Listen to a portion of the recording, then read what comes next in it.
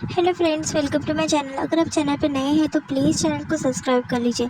माधवी जो है वो गुड़िया को ले लेती है और माधुरी जो है वो गुड़िया से कहने लगती है कि तुम्हें माता रानी ने भेजा है मेरे परिवार वालों की रक्षा करने के लिए। जाओ मेरे परिवार वालों की रक्षा करो, ताकि मैं मेरे बच्चे को जाकर जो है बचा सकूँ। फिर बाद में उससे वापस से आवाज़ आने लगती है किसी की। तभी वो कहती है कि यहाँ तक तो आ गई, अब मेरे बच्चे के पास पहुँचने का रास्ता मुझे दिखाओ। तभी वो कहता है कि रास्ता चाहिए, रास्ता तो मुझे भी नहीं पता, ये रास्ता तुम्हें बस काली माँ दिखा सकती है, क्योंकि उन्होंने ही राक्षसों का वध किया था और उनका गुस्सा ठंडा करने के लिए शिव खुद उनके सामने आ गए थे। तुम्हें जो है काली माता का जाप करना पड़ेगा, फिर वही तुम्हारे बच्चे के बचाने के लिए जो है वो रास्ता दिखाएंगी। तभी उसे धन्यवाद कहती है। उसे पता नहीं चलता, वो कहती है कि तुम्हें मुझे घर से यहाँ पर लाए हो ना रास्ता दिखाने के लिए। कोई शख्स होता है, वो कहता है कि हाँ। फिर बाद में वो माता रानी के पास उसे जाने के लिए कहता है और काली माता का जाप करने के लिए कहता है, अगर उसे अभी को बचाना है तो। फिर वो कहता है कि टाइम बहुत कम है, बस 2 घंटे बचे हैं। 2 घंटे के अंदर तुम्हें माता रानी का आशीर्वाद लेना पड़ेगा, काली माँ का आशीर्वाद लेना पड़ेगा, तभी तुम तुम्हारे अभी को बचा सकती हो। और अभी बहुत खास है, ऐसा वो सब बात जो है उसे बता देता है। तभी वो कहती है इस माँ को आशीर्वाद देना ही होगा, ऐसा वो सोचती है और काली माँ के पास चले जाती है आशीर्वाद मांगने के लिए। दूसरी तरफ जो राहु होता है वो पूरी विधियाँ पूरी कर लेता है। वो कहता है कि बस अब 1 घंटे का समय बाकी है, एक बार जो है इसकी मैं बलि चढ़ा दूँ और बाद में जो है मैं और केतु जो है हमेशा एक हो जाएंगे और पूरी दुनिया पर अंधकार छा जाएगा, ऐसा वो कहने लगता है। फिर उसका धड़ जो है वो अलग हो जाता है। बाद में वो सोचता है कि इतनी दिक्कत क्यों आ रही है केतु को यहाँ पर आने के लिए। वो केतु को बुला रहा होता है पर केतु जो है जल्दी से नहीं आता। फिर वो सोचता है कि क्या आखिर कौन सी प्रॉब्लम आ गई कि केतु यहाँ पर जल्दी से आ नहीं रहा है। वो विधियाँ पूरी करता है। वो कहता है कि थोड़ा टाइम जो है मुझे रुकना पड़ेगा केतु के आने तक।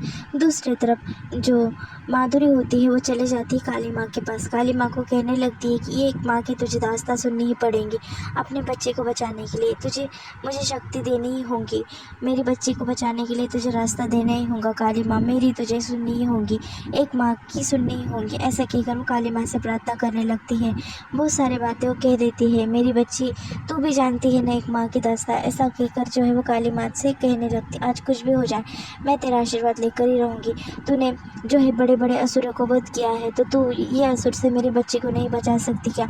मेरे बच्चे को बचाने के लिए मुझे ताकत दे माँ। ऐसा कहकर जो है माधुरी उसके सामने जो है वो गिड़गिड़ाकर भीख मांगने लगती है। वो कहती है एक माँ तुझे भीख मांग रही है।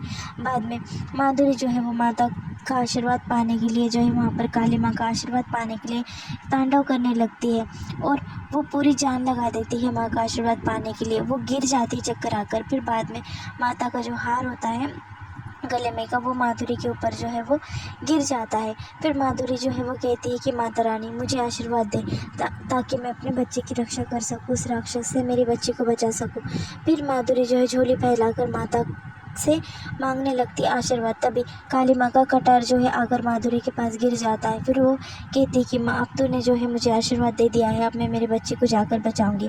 तभी केतु जो है उसे पता चल जाता है कि काली माँ का आशीर्वाद जो है वो मिल गया है माधुरी को। अब वो जो है वो परिवार वालों को भी ये बात बता देता है कि मैं अभी जा रहा हूँ, क्योंकि काली माँ का आशीर्वाद जो है परिवार वालों को उसे मिल गया माधुरी को। दूसरी तरफ वहाँ पर जो गुड़िया है वो आकर बैठ जाती है परिवार वालों की रक्षा करने के लिए। फिर सब जो परिवार वाले होते हैं वहाँ पर होते हैं और राघव कहीं नज़र नहीं आता। तभी शौर्य कहता है कि वो केतु तो यहाँ से चले गया और माधुरी को भी आशीर्वाद मिल गया, अभी राघव कहाँ पर है? राघव को सब ढूंढने लगते हैं। राघव जो है वहाँ से निकल जाता है और केतु उसके पीछे आ जाता है, क्योंकि वो ढूंढ रहा होता है कि कौन सा सदस्य बाहर निकलेगा और किसकी वो जान लेगा। तभी वहाँ पर केतु आकर खड़े हो जाता है। राघव कहता है कि जल्दी बता मेरे परिवार की माधुरी और मेरी बेटी कहाँ पर है। दूसरी तरफ जो रात्रि है उसे जेल में चैन नहीं पड़ती। वो कहने लगती है उसकी बहन से कि अभी भी मैं जो है वो प्यार करती हूँ राघव से। तभी उसकी बहन कहती है कि तू ऐसी कैसी है, उसने तेरे साथ इतना गलत किया, उसने तेरे प्यार को ठुकराया, फिर भी तुझसे प्यार करती है। मैं समझ नहीं पाती सच में तुझे, तू मेरी बहन ही है ना। तभी वो कहती है कि प्लीज़ कुछ कर, मुझे यहाँ से निकलना है, मुझे राघव के पास जाना है, प्लीज़ मेरी मदद कर देना। फिर वो कहती है कि बिल्कुल नहीं, मैं तेरी मदद नहीं करूँगी, तू कुछ भी कह दे, मैं तुझे वापस वहाँ पर जाने नहीं दूंगी। जहाँ तेरे पैर की कदर नहीं है मैं तुझे वहाँ पर जाने नहीं दूंगी। तभी रात्रि कहती कि प्लीज़ तू मेरी बहन है ना, मेरी ये बात सुन ले, अगर तू मुझे यहाँ से नहीं निकालेंगी तो मैं अपनी खुद की जान दे दूंगी।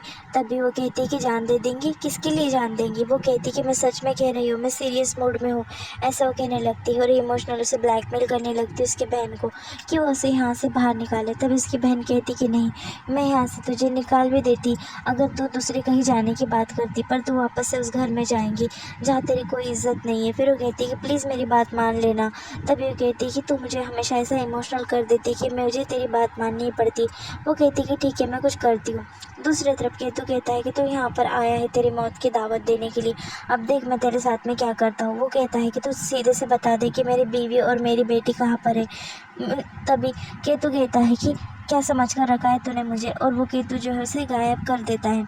दूसरी तरफ राघव जो है गायब हो जाता है और जो माधुरी है वो वहाँ पर माधुरी भी जाती है उससे लड़ने के लिए, और रात्रि जो है वो उसकी बहन को टॉर्चर मतलब इमोशनल ब्लैकमेल कर कर कह देती है। फिर वहाँ पर वो इंस्पेक्टर को बुलाती है। वो कहती है कि ज़्यादा देर तक मैंने हिप्नोटाइज़ नहीं कर सकती, पर देख तू मेरा कमाल, ऐसा वो कहती है। तू मुझे इमोशनल कर ही देती है ना ऐसा काम करने के लिए। फिर वो कहती कि हाँ, एक बार मैं अच्छे से बात कर कर देखूँगी राघव से, अगर मेरा पैर समझा तो ठीक है, नहीं तो मैं सबको जान से मार दूँगी।